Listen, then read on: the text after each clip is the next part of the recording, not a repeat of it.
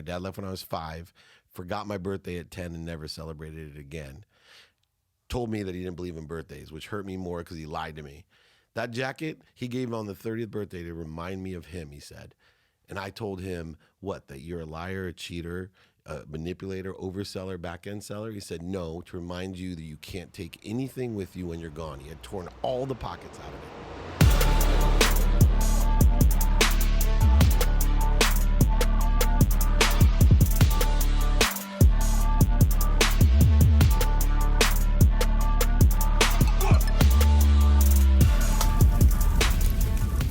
Welcome back to another episode of The Burn. I am Ben Newman, and I couldn't be any more fired up to be right here in the studio of The Playbook with David Meltzer. And here's something I'm going to tell you guys. He is in serious trouble for this interview because he interviewed me first. And sometimes when that happens, I end up learning a little bit about an individual. And I'm going to talk a little bit about David, and then we're going to dig down deep fast because that's how we do this on The Burn, to figure out what really motivates us. And I know so many of you follow Dave. You've seen so many interviews. You've seen his work in sports. You've seen his recognition all over the world, the Hall of Famers, the celebrities, the people that he runs around with. And I'll tell you what, that is nothing compared to the heart of this man. And there are two things that we're going to attack in this 10 minutes. I'm probably going to cry. I know that you're going to cry because I said that you were in trouble. And we're going to go for it because that is what I love about life. We have chased each other for 2 years trying to get together in person. We almost said, all right, we'll just do it over Zoom. Thank goodness we didn't. I'm so glad. I'm so glad. And I couldn't be any more excited to introduce all of you to Dave Meltzer. And here's where we're going to start. Whether you are a parent, whether you aspire to be a parent, or you have little ones that look up to you, even if you don't want to be a parent, I want you to share right now what you just shared with me about the 4 things that are most important for you to know that you've done a good job as a parent, because I think that, hearing that, that's going to drive me to be more intentional. I try to be as intentional as I can be, but what are those 4 things for you that connect you as a father of 4? And it started with my mom, who raised 6 of us, 5 boys and a girl, single mom like yours. I'm blessed my mom's still here, but, 2 jobs, packed our dinner in a car, had us read and teach. And my relationship with my own mom changed when I spent a minimum of 1 minute a day with her. And what I realized is my mom wanted 4 things from me, which are the 4 things that I want from my children. And it only takes 1 minute every day, and I give it to her. We talk about consistency. I learned that about you. And I know that 1 minute a day is worth more than an hour on a Saturday. And if you have a mother, it's well worth the 1 minute. Number 1, that I'm healthy. I think number 1 of being a parent, you got to make sure your kids are healthy, that they live a long, happy, healthy life. So 2 is happy. I want my kids to tell me at 50 years old, Daddy, I am healthy, I am happy. And then the other 2, I appreciate you. I want to be appreciated for the love that I've shown and lessons I've taught. And then finally, that they love me.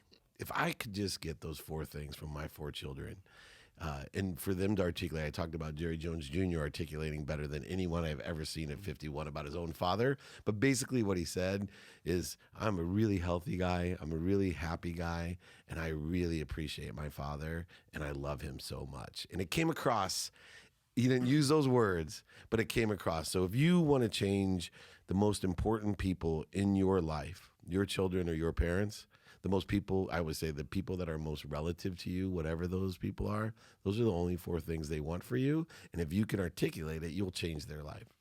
I'll tell you what just put the emotion in my eyes, and I saw it. I knew that this was going to happen, was, when you're busy like the 2 of us are. I say active. Active. Wait, I like that. Busy is unavailable, man. See, he's a good coach too, and I'm coachable. Busy's So unavailable. I'm going to say active because I really don't feel like I work, so I could probably he's better. You're very active. Very active. People always ask, and you probably get the same thing. I bet you never see your family, right? And that's like the way they approach me, and I think, well, I'm actually pretty darn intentional. I take a lot of time off, but that 1 minute, that's what brought the emotion to me. Because one thing I always say, people ask me the question, it always hits me, how many days are you gone a year? And I say, you know what? I choose to not count those, but when I'm home, I make those days count.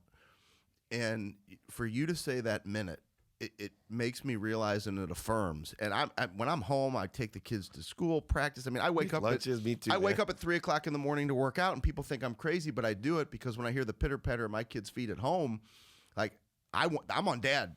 That's time for me to be a dad, right? My selfish time is done.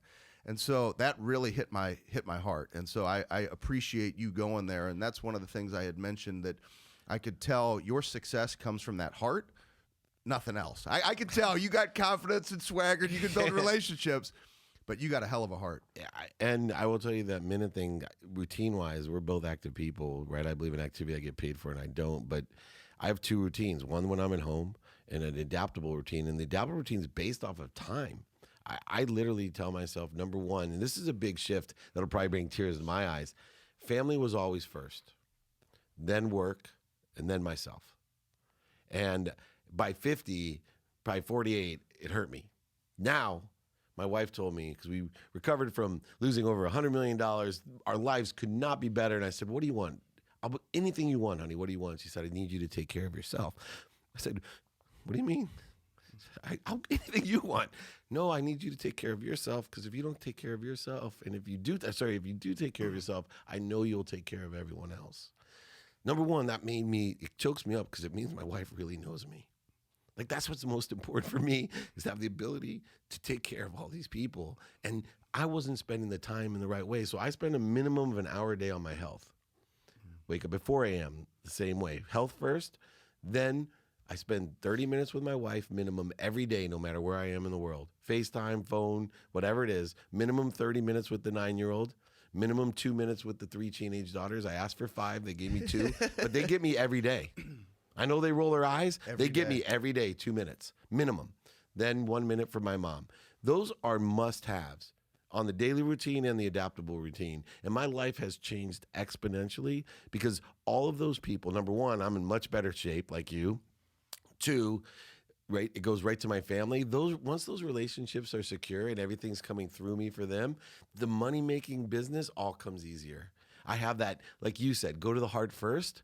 That's what gets me going. Now, doing all the little accoutrements in the lanyap of life that gives you the subtleties of success, I can get off the mat better than anyone. I may not be stronger, faster, or smarter than anyone, but I'm like a mule. You go ahead, try to outdo me. And people say work, I tell them, go ahead. Anybody out there, I'm 51 years old. You come, you shadow me, try to outdo me. Try to be more productive, more accessible, and more gracious than Dave Meltzer, and I promise you'll get everything you want. I swear, that's the difference. People don't think of that. I am not smarter, and I think people are attracted to me from that ability. Like, they look at me and go, dang, if that guy can do it, I can do it. I have that advantage. You look at LeBron James, right? It's hard to say, oh, I can be better than him. But you look at Dave Meltzer, you're like, oh, yeah, no problem. Here's what I just pulled from this, and it's pretty powerful. Everything you just shared, which I think a lot of people say what they want, but they fall short of driving the daily consistency, intentional focus to actually getting it through their behaviors. Every behavior that you just outlined, 2 minutes with the girls, the time with your son, the 30 minutes with your wife, hour to yourself, all of that happened after, right? Many people face challenge and adversity. They buckle at the knees and they never make it back. And you mentioned the story. I want to take you back to this, because this is why I admire your heart. I can see your eyes again going, we got to get each other to laugh. Yeah. So we'll keep this as dry as possible. What I admire is all of that was designed after your weakest moment. And that's when you looked and you saw the jacket that your father gave you. So tell me about the jacket. Tell me about the moment your wife is saying it's over.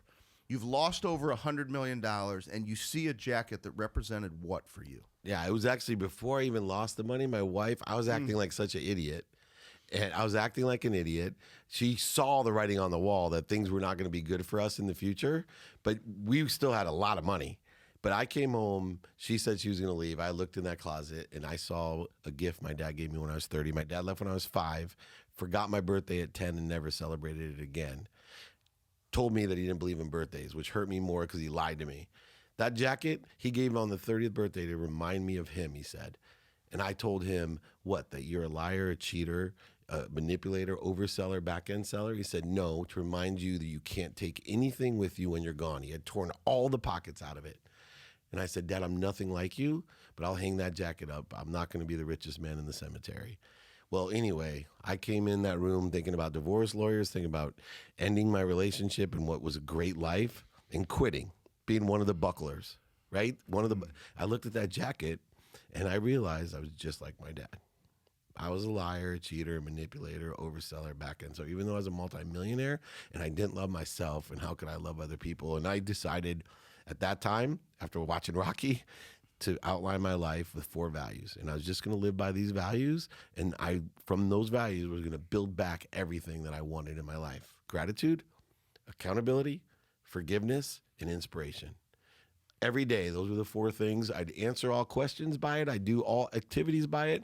I'd live my life by those 4 things the best that I could. And if I wasn't living in those 4 things, I'd go back to them as fast as I could. I called it getting back to center. So when I found myself in the ego, the need to be right, the need to be offended, separate, void, inferior, superior, angry, anxious, scared, which was where I lived most of my life, even though I had what everyone else wanted. I was Midas to everyone else. I was living in ego the whole time. I was either inferior, superior, separate, fearful, anxious, frustrated, resentful, offended.